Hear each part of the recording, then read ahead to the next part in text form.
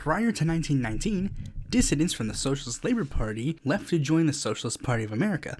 While some were able to adapt to the more reformist Socialist Party and become prominent members, others kept their more revolutionary roots and formed something that would be called the left-wing faction of the SPA. However, the Socialists were very hesitant from having this left-wing faction grow to any higher level than just your average run-of-the-mill party members, especially considering some of them were trying to get the Socialists to join with the Comintern. So in order for this group to have some political power, they either had to A, do a hostile takeover of the party, or B, make their own. One group, led by John Reed, attempted to do a hostile takeover, which almost immediately blew up in their face. Another group, led by Charles Emil Ruthenberg, decided to create a brand new political party known as the Communist Party USA. After Reed failed, he decided to form another political party called the Communist Labor Party. But the Comintern told them that they had to merge the two parties into one in order to get their support, so the CLP decided to join up with the CPUSA. However, almost immediately after formation, the FBI started arresting many members under the Sedition Act, and the party sort of went underground, which led to the unofficial creation of something called their secret apparatus, which in and of itself was used as proof that they were trying to do something malicious. The entire party didn't go underground, however, forming both a newspaper called the Daily Worker and a electoral wing under the less conspicuous name the Workers' Party of America. And by the late 20s, the party had basically re-emerged from the underground, forming a youth faction called the Young People's Communist League, and trying to build up a base with recent immigrants, which they in turn tried to use to build inroads within the working class of America, allying themselves with prominent labor unions and trying to join up with the nationwide effort to form a farmer labor party. The party choosing a member by the name of William Z. Foster to be their primary representative, a person who was perfect for this job, as he was already friends with one of the prominent leaders of this new faction, John Fitzpatrick of the Chicago Federation of Labor. However, Foster soon made it apparent that he was in fact a communist, and not only that, he wanted the Communist Party to become part of this massive coalition to form this Farmer Labor Party. And as soon as that was made apparent, in order to avoid any Red Scare problems, Fitzpatrick immediately disassociated with all of the communists involved. And the Workers' Party was not involved in the coalition that would eventually become Robert M. La Follett's Progressive Party. However, Foster didn't really mind that much for a couple of reasons.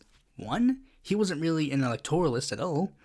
Two, his relationship with Fitzpatrick had actually caused the communists and him to have some sour relationships of their own. And three, he wasn't even a fan of La Follette, calling him a hopeless reactionary. However, the Communist Party was a bit mad, as they were expecting this to be sort of their ticket to get into mainstream political discourse, which made them go, "Hey Foster, what the heck? You promised us fame. Fix this." His solution? Simple. Run for president himself, choosing former New York Assemblyman Benjamin Gitlow as his running mate. They ultimately got 0.13% of the popular vote, beating the already prominent Socialist Labor Party. After the party had officially gone off the ground, there were some factional issues. Wait, a minor party has factional issues? Never thought I'd see the day. Said factional issues were about who the party considered its chair, Foster or Ruthenberg. The factional issues weren't as pronounced as other socialist parties, but it was still there, mostly helped by the fact that the Comintern had already made it pretty clear that they were backing Ruthenberg in this fight. But the infighting did lead to them losing a couple of big-name strikes, such as the ILGWU cloakmaker strike in 1926. 1 year after that, Ruthenberg died, and J. Lovestone became the de facto leader of his faction, essentially becoming the new big man on campus, since he became the leader of the faction that the Comintern had already made it clear they liked. As such, he began to get comfortable in that position, and began to align himself with the leader of the Comintern, Nikolai Bukharin, which pleased the leader of the Soviet Communist Party. However, if you think this is complicated, don't worry, it's about to get a little more complicated, as now there was a third faction looming in the party, a secretly Trotskyist faction led by James Cannon, and tensions started forming between the three factions. You know what'll clear up this tension, though? Another presidential run, renominating the Foster and Gitlow ticket. And believe it or not, this actually wasn't just due to laziness. You see, in this Communist Party civil war, Gitlow actually was affiliated with the Lovestone-Ruthenberg faction, so having him on the ticket will keep them satiated.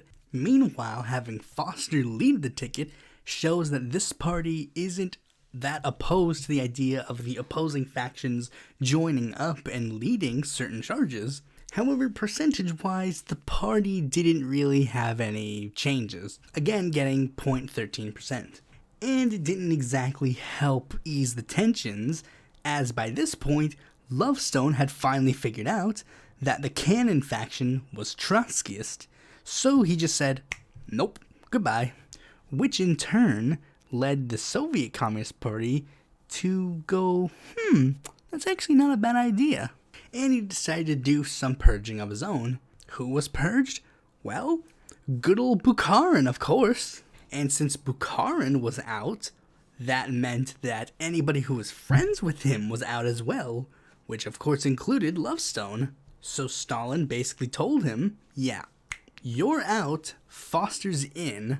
Lovestone then decided to head to the Comintern in person to try and appeal his decision, arguing that he had a majority of members backing him, so ideally he should be the one who stays in charge of the party. Stalin then told him that he had a majority because the American Communist Party until now regarded you as a determined supporter of the Communist International, and it was only because the party regarded you as a friend of the Comintern that you had a majority in the ranks of the American Communist Party. Essentially saying, you only had this position because I let you have this position. Upon returning to America, Gitlow told Lovestone that not only were they kicked out of their leadership positions, but they were also fully expelled from the party. However, Lovestone didn't give up quite yet. Still believing he had a majority of members backing him, he decided to form a splinter group called the Communist Party Majority Group, later renamed the Communist Party Opposition. And he soon waited for the massive influx of disaffected Communist Party members to leave the Soviet-backed Communist Party and join this group. A dream that would never end up happening. As you can see, Stalin started having a major influence over the party at this time, and he started making some other bold choices. The biggest changes he made was that telling the party to stop working with Western groups like other socialist parties and the American Federation of Labor, calling them social fascists. For those who don't know, social fascism was the theory proposed by the Comintern that suggested that people who were not communists but were still reasonably left-wing, like social democrats, democratic socialists, that kind of stuff, were the, quote, moderate wing of fascism, because rather than go through a revolution, they instead go through reforms and supposedly uphold the capitalist systems. In reality, it was essentially just a ploy to get people who are in communist groups to not associate with groups that Stalin didn't have control over, and only working with groups that he approved of, which angered Foster, but not enough to do anything about it. It had the unintended consequence of making membership decline.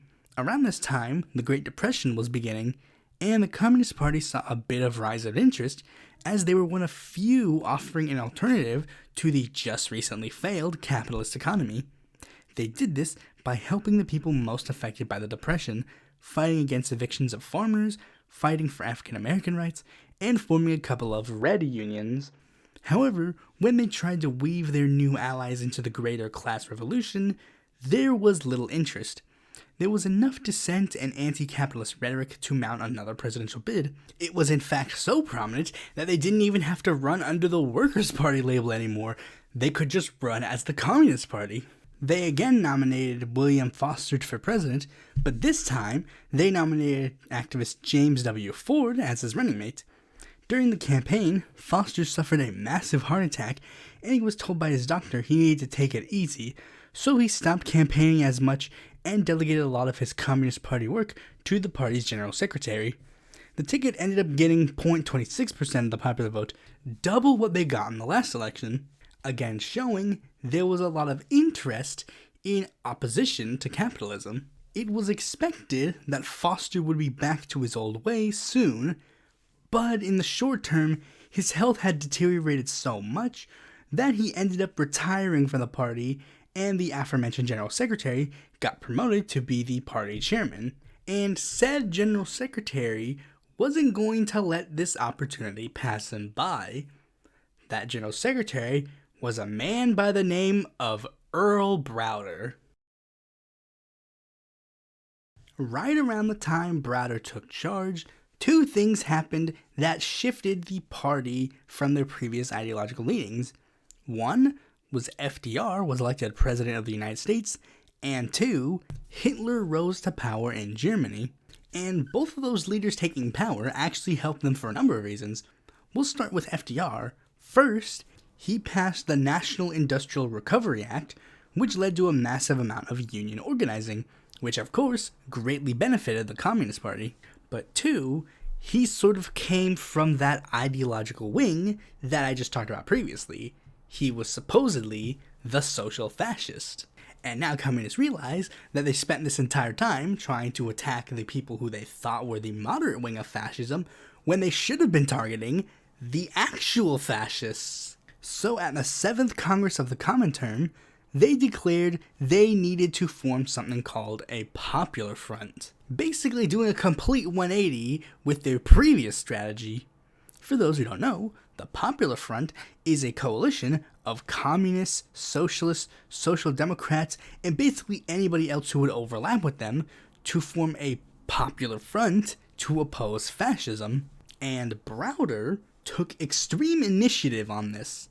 Every single one of those rules that Stalin put on them before, Browder just tore them all down, telling members of his party, go work for the American Federation of Labor, go work for the Congress of Industrial Organizations, go work with African American groups that aren't communist. He even took it one step further and told them, go work for candidacies that aren't affiliated with us. And the idea would be that when they work with these groups and form kinships with these groups, they can be introduced to these ideas, and maybe this will help the Communist Party in the long term. While this was going on in the United States, the Soviet Union was approaching things in quite the opposite manner, beginning what would be known as the Great Purge of Soviet dissidents, which ironically Browder supported, calling the purge a single service to the cause of a progressive humanity. Another foreign policy thing that the CPUSA got involved with was the Spanish Civil War, which was another war against fascism. The Communist Party apparently raising many funds to help Spain with medical relief and such. But with all of this being said, I'm pretty sure you're all curious. What does this have to do with presidential ambitions? To which I say, kind of a lot, actually. You'd think that they would simply just back Roosevelt, right? Well, of course, no. Roosevelt's still a capitalist. They're willing to help him out a little bit, but that's kind of a bit too far. Another issue arose because there were going to already be quite a number of candidates running against Roosevelt from the left, though not really any of them fitting that particular niche the Communist Party wanted. However, they still didn't want to muddy the waters, so they decided they were going to pick the least egregious of all of the left-wing candidates and then decide to form a unity ticket with them. They chose Norman Thomas and wanted to propose a ticket comprising of him on the top and Earl Browder on the bottom. However, Norman, who had already begun souring on communism, had declined the offer. So Earl Browder decided to run himself with James Ford as his running mate, again while unofficially backing Roosevelt as part of the Popular Front. They managed to get 0.17% of the vote, but remember, they were unofficially backing Roosevelt, so this isn't really that much of a problem. Now, one of the biggest things many people might be wondering is, did this massive shift in strategy work? Well, in a way, yes. There were some members of Congress that were elected that, while not officially Communist Party members, very clearly had communist sympathies. The two biggest ones are Jerry O'Connell of the Democratic Party and John Bernard of the Farmer Labor Party. The proof is Jerry had actually been part of Comintern-sponsored trips to Spain to rally against the Franco administration and would always make himself well known in communist circles. And for Bernard, not only was he a supporter of the leftists in the Spanish Civil War, not only were communists part of his congressional staff, not only did he support the idea of the Popular Front, and not only did he submit the communist paper, the Daily Worker, into congressional record, but in 1977, he officially became a card-carrying member of the Communist Party. Both would only serve one term. There were others with potential sympathies towards communism, but those have been a lot less confirmed. Browder's shift in the strategy of the Communist Party had proved to be very successful. By the late 30s and 40s, the party had grown to 75,000 members. They had gotten so large they even created a second publication called The People's World. It seems this strategy of uniting with people who are like-minded in the idea of we need to crush fascism was actually doing really well. So maybe if the Communist Party was able to continue down this line, maybe we'd see a heck of a lot more successes for them. Well, that's great and all, but Stalin seemed to have a different idea, actually trying to open up relations with Nazi Germany, both creating a non-aggression pact and even being in talks with joining the Axis powers. As such, the Communist Party of the Soviet Union went to the Communist Party of America and said, yeah, can you, stop doing what you're doing and actually push the United States to not enter the war?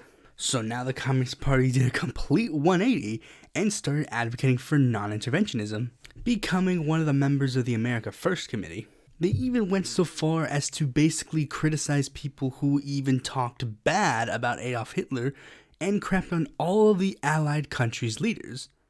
Though they always seemed to leave FDR out, as Browder knew that if he cut ties with him, that would basically kill any chance of the Communist Party being successful in America.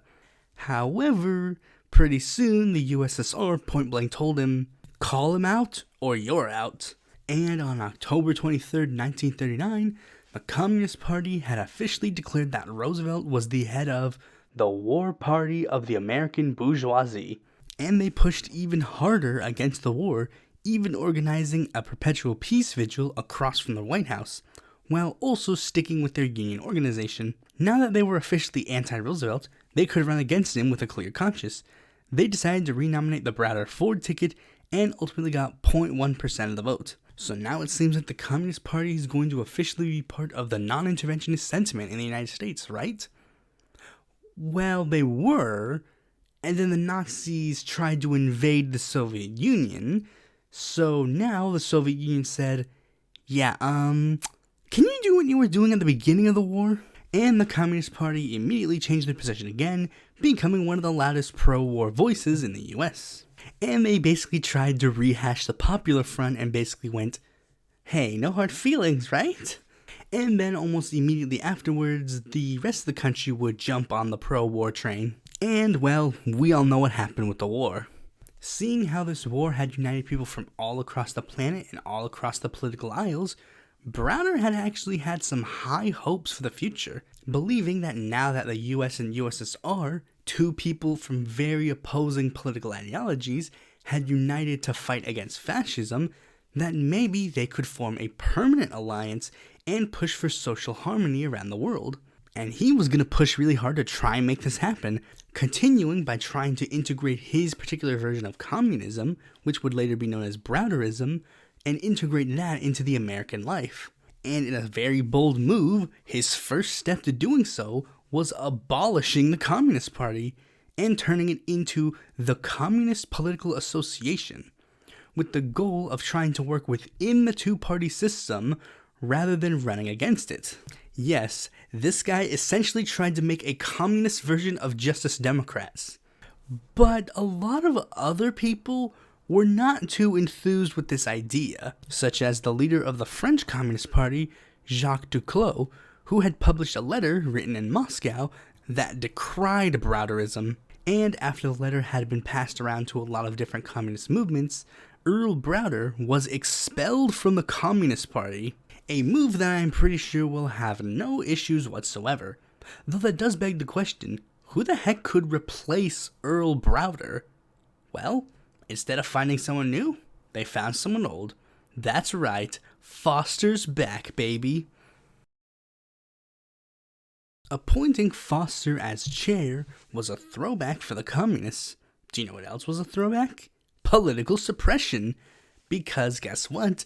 There was now a new Red Scare that was starting up. You see, during the 30s and 40s, the Communist Party had become a somewhat viable political force in America. While yes, they didn't have any elected officials, they did seem to have a little bit of an influence.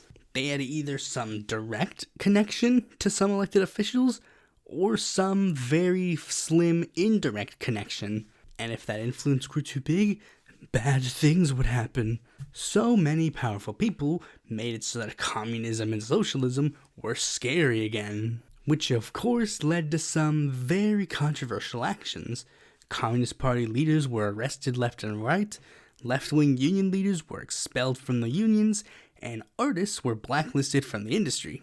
In fact, during the 1948 Republican primaries, one of the candidates openly talked about banning the Communist Party, as many people were scared that the party was a direct line to the USSR and was a security risk to the United States. And some of the party leaders, being spies like Jacob Golos, wasn't exactly helping their case. Though to be fair, there was one member of Congress who point blank sold the Soviet Union some secrets during World War II, but the jury's still out on whether or not he was a communist.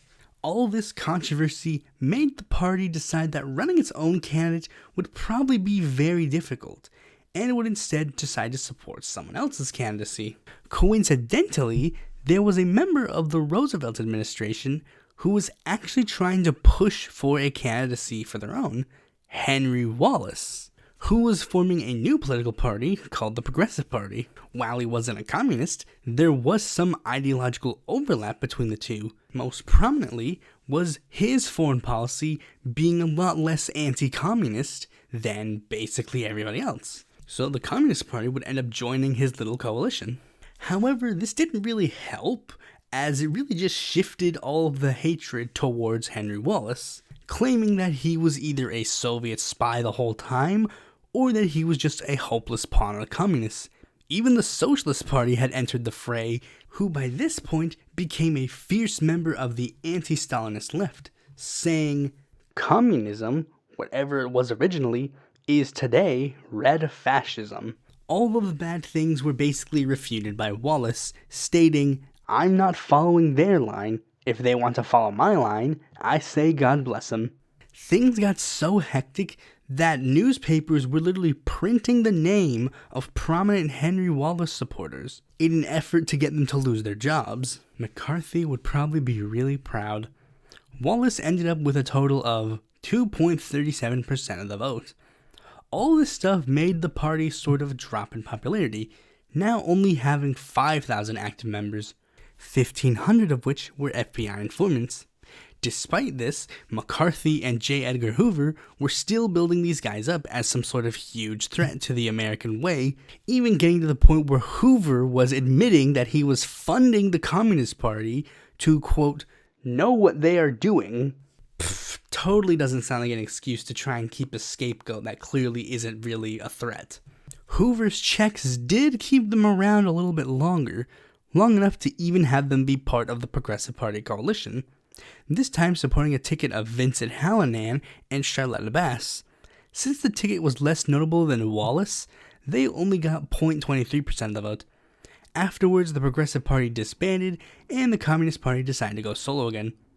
But right before they were able to go fully solo, Joseph Stalin had died and had been replaced with Nikita Khrushchev.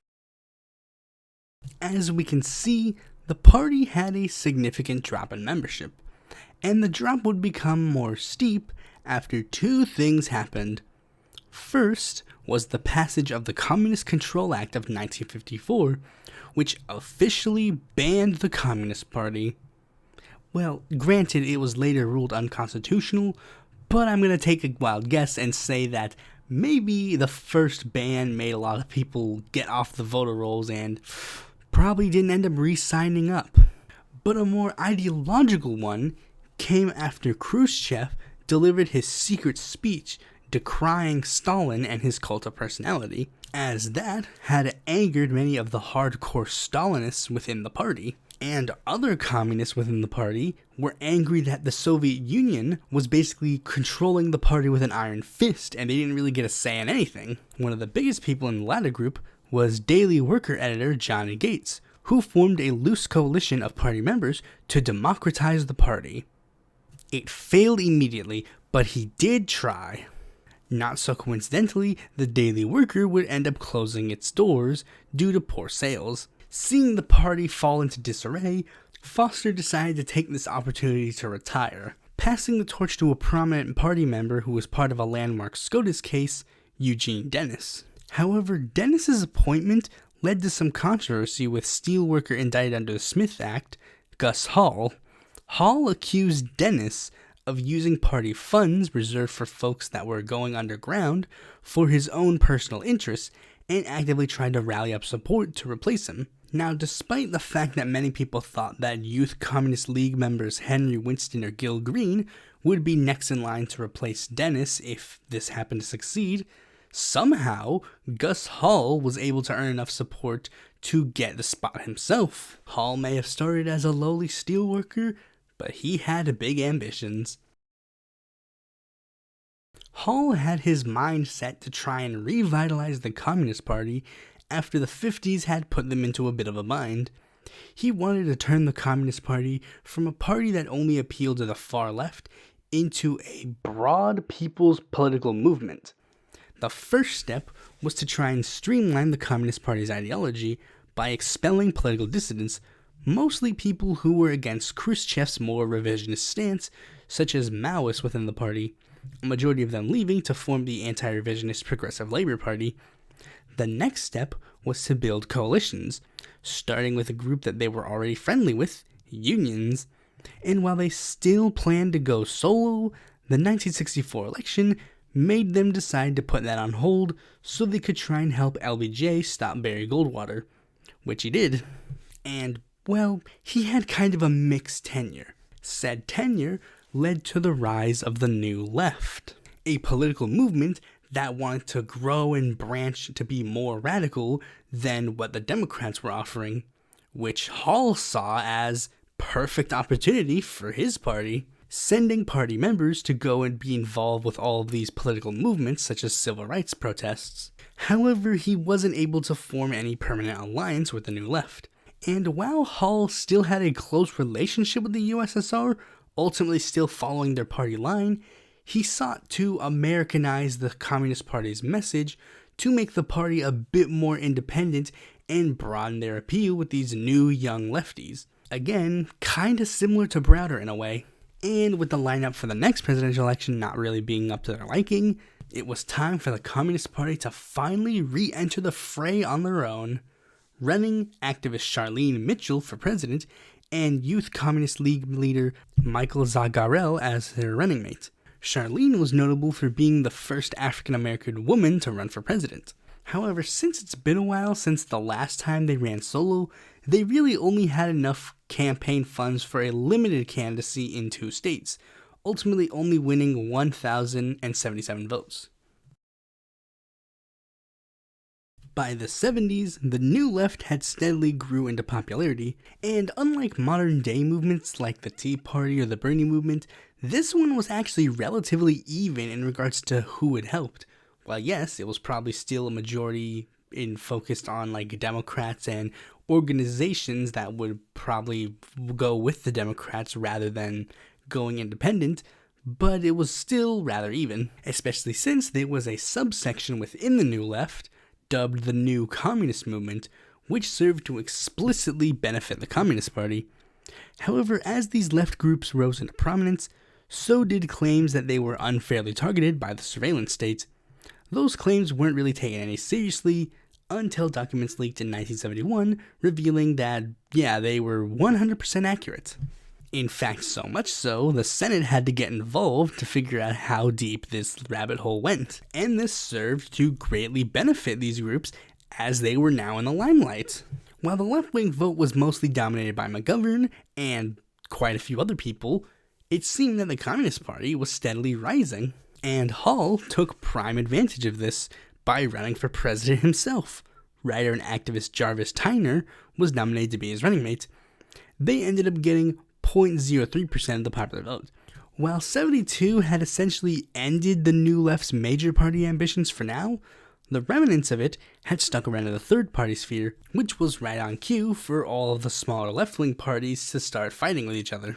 The Communist Party decided to not take a huge risk with new faces and chose to renominate the Hall-Tyner ticket, which ultimately got 0.07% of the vote. The reason why they got a bigger percentage of the vote than last time was because of Watergate, which led to a large amount of people basically just deciding, screw the entire political system, we're going to vote for someone else, which led to a huge uptick in votes for people who were not Democrats or Republicans. Fun fact, one of the people who cast a protest vote for Gus Hall would be future CIA Director John O. Brennan.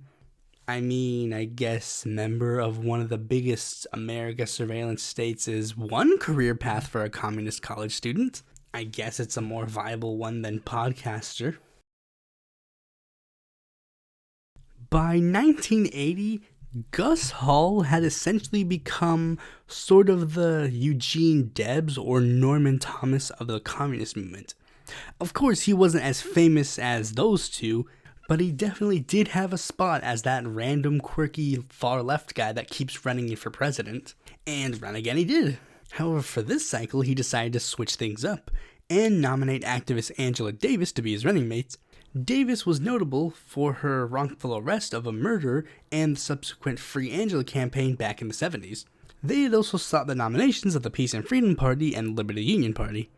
Around that time, things were not going so well for the Communist Party. On one end, back in Europe, the Soviet Union was losing its grip on power, and as such, the Communist Party was not exactly getting too much direction. Back in the US, the party wasn't doing so hot, as it was revealed that its deputy head, Morris Childs, was actually an FBI informant. Despite this, the party was still going 20,000 members strong, and ultimately got 0.05% of the vote. 4 years later, the party would become a bit more noticeable. Keeping up with the smaller left-wing party's tradition, the party easily renominated the ticket from the last cycle, but this time, the ticket tried to make itself a whole lot more well-known, and surprisingly, they actually ended up getting a lot of invitations for media appearances, most prominently, Angela Davis appearing on CNN's Crossfire. The ticket ultimately got 0.04% of the vote. After that massive showing, the party started looking at its finances. Funds were starting to dry up, and they weren't necessarily getting any results that would indicate that they'd be getting more funds in the future. So they decided, we're going to take away the one thing that is a massive party expense: presidential campaigns, making the decision that 1984 would be their last presidential campaign, at least for now, and they would instead be focusing on activism and down-the-ballot races in an effort to try and rebuild the party.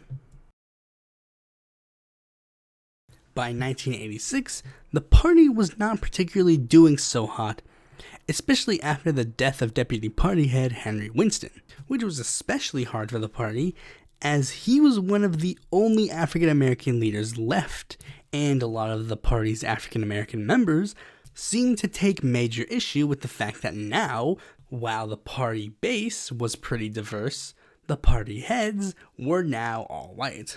The party heads didn't really pay much mind, instead trying to figure out what they can do to try and help raise party membership while also keeping them politically active.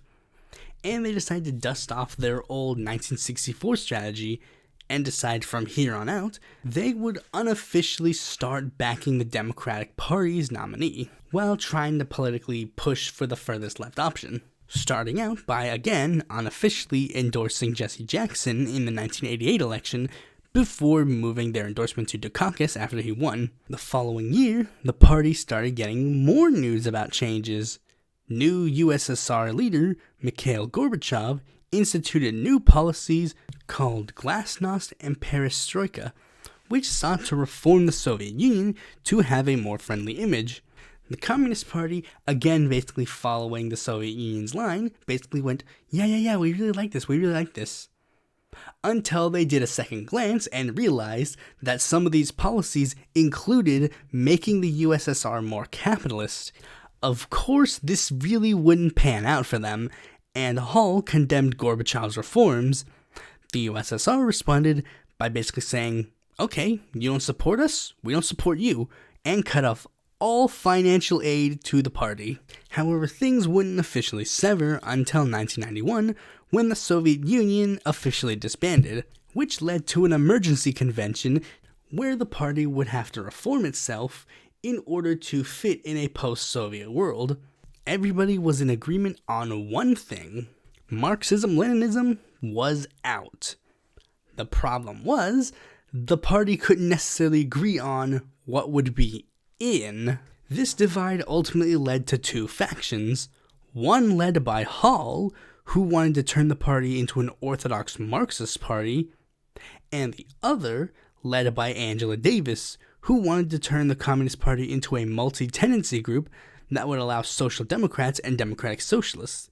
Unfortunately, they didn't really get a chance to debate this because Hall refused to listen to them, so Angela Davis walked out and created a new group called the Committees of Correspondence for Democracy and Socialism. This mass exodus of party members and the lack of financing made it so that by the late 90s, the Communist Party had decided to change things up once more, deciding that not only would it be presidential campaigns they'd sit out, they would sit out every single campaign, deciding to no longer run candidates under their party line. As the 90s ended and the 2000s approached, things were changing all around, and the Communist Party was no exception. As Gus Hall was approaching 90, he felt that he should step down from leading the party and give it to new blood, choosing activist Sam Webb as the new general secretary. Hall would later pass away a little bit after his 90th birthday. Webb decided to transition the party away from its direct electoral roots and decided to unofficially endorse Democrats, even in down-the-ballot races, in order to defeat the ultra-right. While the party site says that the party does not endorse candidates from other parties, but we are deeply involved in mobilizing people to participate in elections, it's an open secret that they pretty much endorse and even try to get party members to run as Democrats. Though we get the occasional person who refuses to and decides to run as an independent. Webb even took a stance against Marxism-Leninism, calling it too rigid and formulaic, and even put forward the idea of moving beyond communist parties, which led to him to have a decent amount of criticism because he says that while leading a communist party. Webb took even more steps to try and broaden the appeal of the party by adopting an Americanized version of socialism called Bill of Rights Socialism into its platform. Webb tried his best to turn the Communist Party into a group that would have broader appeal amongst Democrats and other minor left parties, like a DSA-type group, but for communism, praising Obama as a people's advocate in his early years, and even getting prominent Democrat Dennis Kucinich to endorse communist Rick Nagin for Cleveland City Council, a race that he nearly won. However, his attempts to broaden the party's appeal were very controversial amongst die-hard party members, as he was coming off more social democratic and revisionist, and it all came to a head in 2011 when Webb published an article that was labeled by the Youth Communist League and many worldwide communist parties as anti-communist. These issues would eventually come to a head at the party's next national convention. The 30th Communist Party Convention was set to bring forth a lot of changes for the party. How will the party move forward with the rise of Occupy? How will they continue to support the Dems despite their neoliberal leanings? Will they adopt socialism of the 21st century as their new ideology? But first things first, General Secretary. Webb made it clear that he was not going to be running for re-election, and activist John Batchel was chosen instead to lead the party. Batchel made it clear that while he was further left than Webb, he was still going to keep up with the more revisionist point of view that the party had grown accustomed to, which angered the more radical members of the Youth Communist League, who were in favor of a more independent activist-led approach.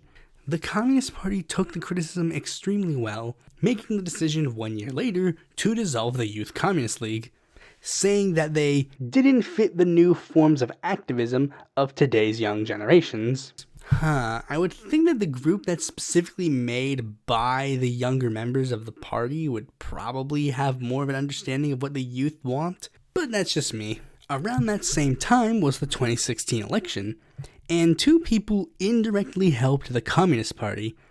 Bernie Sanders, making socialism a more accepted political term than before, which opened the door to left-wing radicalization, and Donald Trump, who in a way could also help radicalize people on the left.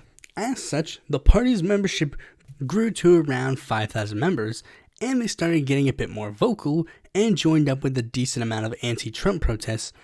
They even got more noticeable when they started running for office.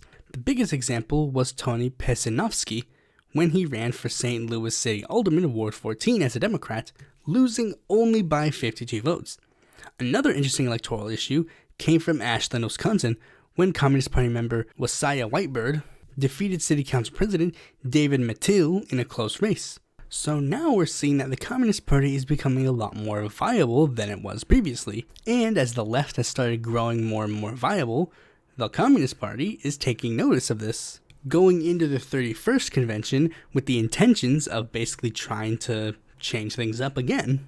Some shiny new general secretaries, and even reforming the Youth Communist League. Heck, the party's even in talks about nominating their own candidates again. Despite them having a long history already, it seems that it's not over yet. And with that, we've reached the most recent developments of the Communist Party USA. So to all you card-carrying pinko comrades, here's to another 102 years. Thanks for watching this video. Be sure to like, comment, subscribe, and click that bell to notify when a future video of mine comes out.